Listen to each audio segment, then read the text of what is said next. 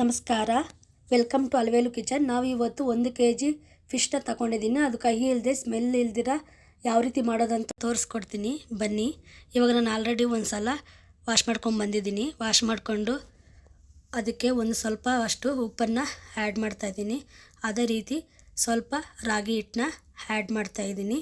ರಾಗಿ ಹಿಟ್ಟು ಉಪ್ಪು ಆ್ಯಡ್ ಮಾಡಿದ್ರೆ ಫಿಶ್ ಹೋಲ್ಡ್ ಮಾಡೋಕ್ಕೆ ಚೆನ್ನಾಗಿರುತ್ತೆ, ಇಲ್ಲಾಂದರೆ ಜಾರೋಗುತ್ತೆ. ಕಹಿ ಇಲ್ದಿರ ಚೆನ್ನಾಗಿರುತ್ತೆ. ನೀವು ಇದ್ದರೆ ಬೇಕಾದರೆ ಬೂದಿ ಆದರೂ ಯೂಸ್ ಮಾಡ್ಕೋಬಹುದು. ನನ್ನ ಹತ್ರ ಬೂದಿ ಇಲ್ಲ, ಅದಕ್ಕೆ ನಾನು ಚೆನ್ನಾಗಿ ರಾಗಿ ಫ್ಲೋರ್ನ ಮತ್ತು ಉಪ್ಪನ್ನು ಹಾಕಿ ಚೆನ್ನಾಗಿ ಮಿಕ್ಸ್ ಮಾಡ್ಕೊತಾ ಇದ್ದೀನಿ. ಇವಾಗ ಬನ್ನಿ, ಇವಾಗ ಒಂದು ಸೀಸರ್ ತಗೊಂಡು ಕೆಳಗಡೆಕ್ಕೆ ಒಂದು ವೇಸ್ಟ್ ಪೇಪರ್ ಹಾಕ್ಕೊಳ್ರಿ. ನಾನು ಇವಾಗ ಲೆಫ್ಟ್ ಸೈಡು ರೈಟ್ ಸೈಡು ಮುಳ್ಳನ್ನ ಕಟ್ ಮಾಡ್ಕೊತಾ ಇದ್ದೀನಿ. ನಾನು ತಗೊಂಡಿರೋ 1 kg ಫಿಶಲ್ಲಿ 2 ರೀತಿಯಾದಂಥ ಫಿಶ್ಗಳು ಇದ್ದಾವೆ. ಒಂದಕ್ಕೆ ಮೇಲೆ ಸಹ ಮುಳ್ಳಿತ್ತು, ಅದನ್ನು ಸಹ ಕಟ್ ಮಾಡ್ಕೊತಾ ಇದ್ದೀನಿ. ಅದೇ ರೀತಿ ಬಾಲ ಸಹ ಕಟ್ ಮಾಡ್ಕೋಬೇಕು. ನೀವು ಫಸ್ಟ್ ಟೈಮ್ ಏನಾದರೂ ಫಿಶ್ನ ಕಟ್ ಮಾಡ್ತಾಯಿದ್ದೀರಾ ಅಂದರೆ ನೀವು ಬೇಕಾದರೆ ಗ್ಲೌಸ್ ಹಾಕ್ಕೊಂಡು ಕಟ್ ಮಾಡ್ಬೋದು. ನಾನು ಅದೇ ರೀತಿ ಎಲ್ಲ ಫಿಶ್ಗಳನ್ನ ಮುಳ್ಳುಗಳು ಕಟ್ ಮಾಡಿ ತೋಕೆ ಕಟ್ ಮಾಡಿ ಒಂದು ಬೌಲ್ಗೆ ಸಪ್ರೇಟಾಗಿ ಎತ್ತಿಟ್ಕೊಂಡಿದ್ದೀನಿ. ಇವಾಗ ನಾವು ಒಂದು ನೈಫ್ನ ತಗೊಂಡು ಹೊಟ್ಟೆ ಮೇಲೆ ಸ್ವಲ್ಪ ಕಟ್ ಮಾಡಿ ಅದರಲ್ಲಿರೋ ಗಲೀಜನ್ನು ಕೈಯಿಂದನೇ ನಾವು ತೆಗೆದಾಕೋಣ. ಎಲ್ಲ ಹಂಗೆ ಗಲೀಜೆಲ್ಲ ತೆಗೆದುಬಿಟ್ರೆ ಏನಾಗುತ್ತೆ, ನಮಗೆ ಸಾಂಬಾರು ಮಾಡಿದಾಗಲ್ಲ, ಫ್ರೈ ಆಗಲಿ ಕಬಾಬ್ ಆಗಲಿ ಮಾಡೋವಾಗ ಫಿಶಿ ಸ್ಮೆಲ್ಲು ಇರಲ್ಲ.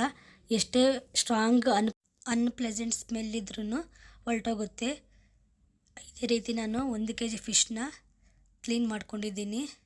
ನೀವು ಹುಷಾರಾಗಿ ಫಿಶ್ನ ಹಿಡ್ಕೊಂಡು ನಾವು ಕ್ಲೀನ್ ಮಾಡ್ಕೋಬೇಕಾಗುತ್ತೆ, ಯಾಕಂದರೆ ಅದು ಆಲ್ರೆಡಿ ಸಾಫ್ಟಾಗಿರುತ್ತಲ್ಲ ಅದಕ್ಕೆ.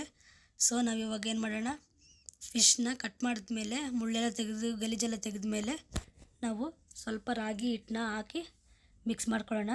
ರಾಗಿ ಹಿಟ್ಟು ಹಾಕ್ಕೊಂಡು ಸ್ಕ್ರಬ್ ಮಾಡಿದ್ರೆ ಚೆನ್ನಾಗಿ ಸ್ಮೆಲ್ ಇರಲ್ಲ. ಅದಕ್ಕೆ ನಾನು ಇನ್ನೂ ಒಂದು ಸತಿ ಆಲ್ರೆಡಿ ಫಸ್ಟಲ್ಲಿ ಒಂದು ಸತಿ ಆ್ಯಡ್ ಮಾಡಿದ್ದೆ. ಇವಾಗ ಇನ್ನೊಂದು ಸತಿ ಹಾಕಿ ರಾಗಿ ಹಿಟ್ಟು ಹಾಕಿ ಸ್ಕ್ರಬ್ ಮಾಡಿ ಇವಾಗ ನೀರಲ್ಲಿ 2 times ವಾಶ್ ಮಾಡ್ಕೊಂಡು ಬಂದಿದ್ದೀನಿ. ನೋಡಿ ಇಷ್ಟು ಕ್ಲೀನಾಗಿದೆ. ಇಷ್ಟು ಕ್ಲೀನ್ ಆದಮೇಲೆ ನಾನು ಅದೇ ರೀತಿ ಸ್ವಲ್ಪ ಉಪ್ಪನ್ನ ಮತ್ತೆ ಆ್ಯಡ್ ಮಾಡ್ತಾಯಿದ್ದೀನಿ. ಆ್ಯಡ್ ಮಾಡಿ ಚೆನ್ನಾಗಿ ಸ್ಕ್ರಬ್ ಮಾಡೋಣ.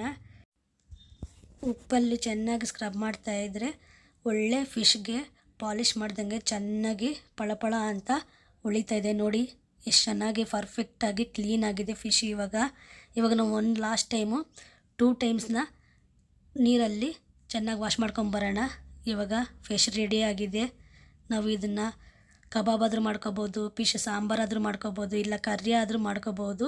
ನಾನು ಹೇಳಿರೋ ರೀತಿಯಲ್ಲಿ ನೀವು ಒಂದು ಸಲ ಟ್ರೈ ಮಾಡಿ ಹೇಗೆ ಬಂತು ಅಂತ ಕಮೆಂಟ್ ಮಾಡಿ. ಇಷ್ಟ ಆದರೆ ಪ್ಲೀಸ್ ಸಬ್ಸ್ಕ್ರೈಬ್ ಮಾಡಿ, ನಮ್ಮ ಚಾನಲ್ನ ಲೈಕ್ ಮಾಡಿ. Thank you.